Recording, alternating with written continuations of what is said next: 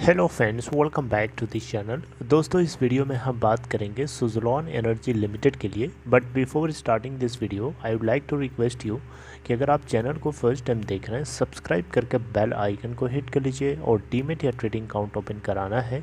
Description box में एक link दिया गया है।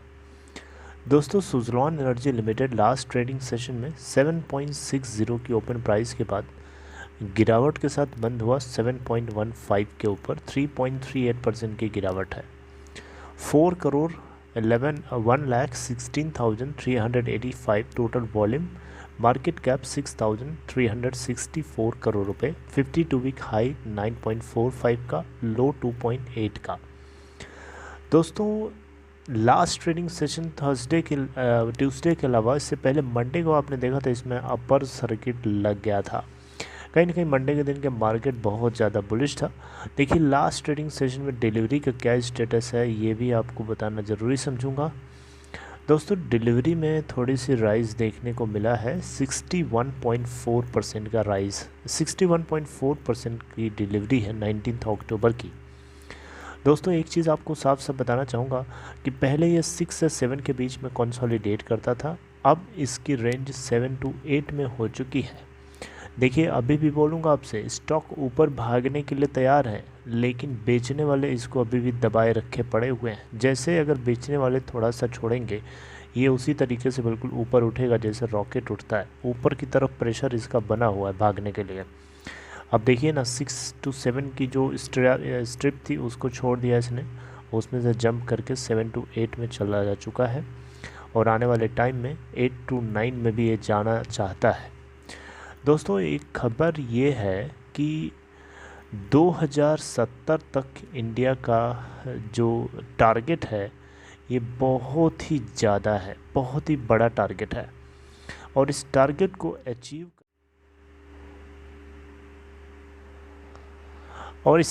को अचीव करने के लिए बहुत ही ज़्यादा एफर्ट्स लगाने पड़ सकते हैं।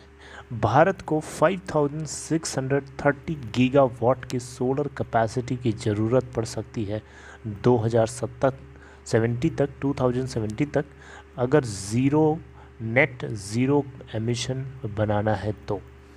लेकिन दोस्तों, इस तरीके की जो खबरें आती हैं उसमें सोलर पावर की बातें ज़रूर लिखी होती हैं, लेकिन विंड एनर्जी को कहीं न कहीं इम्पोर्टेंस दिया जाता है। इस डायग्राम को देखिए ध्यान से, ये सोलर एनर्जी नहीं बल्कि ये विंड एनर्जी को इंस्टॉल करने की तरफ इशारा कर रहा है। मतलब साफ है कि 5630 गीगावाट की टोटल रिन्यूएबल कैपेसिटी को अगर एक्वायर करना है तो उसके लिए सोलर एनर्जी के साथ साथ विंड एनर्जी का इंस्टॉलेशन भी बहुत ज़्यादा ज़रूरी है। देखिए, भारत जो है नेट ज़ीरो एमिशन लेके आना चाहता है और इसके लिए अलग अलग तरीके से काम हो रहा है। अलग अलग तरीके से मतलब ये है कि रिन्यूएबल सेक्टर में डिफरेंट पार्ट्स से काम हो रहा है, जैसे कि हाइड्रो इलेक्ट्रिसिटी, इसके अलावा सोलर पैनल्स के थ्रू, इसके अलावा विंड सेक्टर से, विंड एनर्जी के थ्रू, है ना। यहाँ पे एक इंडिपेंडेंट थिंक टैंक काउंसिल है, TTC, energy environment and water को लेकर के। तो यहाँ पे बेसिकली इनकी तरफ से जो बताया गया है रिपोर्ट के जरिए कि जो लैंड रिक्वायरमेंट हो सकती है इस पावर जनरेशन एसेट्स के लिए 4.6% हो सकती है अप्रॉक्सीमेटली, राइट। तब जाकर के कहीं नेट ज़ीरो टारगेट इंडिया के सेक्टोरल एनर्जी ट्रांजिशंस और क्लाइमेट पॉलिसी को लेकर के आ पाएगा, राइट। तो इसको कहीं ना कहीं अचीव करने के लिए इनको विंड एनर्जी सेगमेंट को काफ़ी ज़्यादा सीरियसली लेना पड़ेगा। सिर्फ सोलर पैनल्स के ज़रिए ही एनर्जी हार्नेस नहीं करी जा सकती है, क्योंकि उसके लिए, हाँ, ऐसा नहीं है कि करी जा सकती है, लेकिन ज़रूरी नहीं है कि इसको हमें लैंड के ऊपर ही इसको बिछाया जाए। कोई ज़रूरी नहीं है, बिल्डिंग्स के ऊपर भी हम इसको बिछा सकते हैं, है ना। अलग अलग वाटर बॉडीज़ के ऊपर हम इसको, जिसको हम फ्लोटिंग सोलर पैनल्स बोलते हैं, आपको पता भी होगा। इस तरीके की अपडेट्स मैं आपको देता रहता हूँ वीडियोस के माध्यम से। तो मेरा ये नहीं मानना है कि सोलर पैनल्स के थ्रू एनर्जी हार्नेस पूरी तरीके से नहीं कर सकते हैं इस टारगेट को अचीव करने के लिए, लेकिन यहाँ पे विंड एनर्जी का कंट्रीब्यूशन बहुत ज़्यादा की रोल प्ले कर सकता है इस टारगेट को अचीव करने के लिए। देखिए, आपको पता होगा 2030 तक 2030 तक भारत का टारगेट है 100 नहीं, बहुत कम बता दिया, 500, जी हाँ 500 गीगावाट, 450 आई थिंक है, लेकिन मैं आपको 500 बता रहा हूँ। यहाँ तो इसमें 450 लिखा हुआ है। 450 गीगावाट, 450 गीगावाट का टारगेट है 2030 तक का।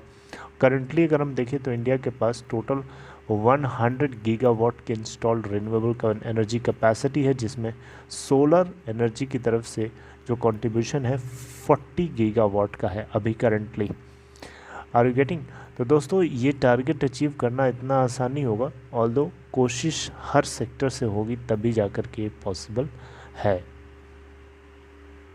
रही बात सुज़लॉन एनर्जी लिमिटेड की, तो दोस्तों सुज़लॉन एनर्जी लिमिटेड एक मजा हुआ खिलाड़ी है, लेकिन अभी क्या है कि इसकी सिचुएशन जो है, कैश की प्रॉब्लम होने के चलते ये डिलीवरी नहीं कर पाते हैं लिए हुए प्रोजेक्ट्स को टाइमली, जिसके चलते इनके ऊपर जो है दबाव बना रहता है। और यही दबाव हम लोगों को इसके अंदर दिखाई दे रहा है, इसके स्टॉक प्राइस के जो मूवमेंट है उसको देख करके या उसको समझ करके, राइट। तो कहीं ना कहीं स्टॉक प्राइस जो है बिल्कुल प्रोपेल कर जाएगा ऊपर की तरफ जैसे ही हमें कुछ चीज़ें पता चलती हैं।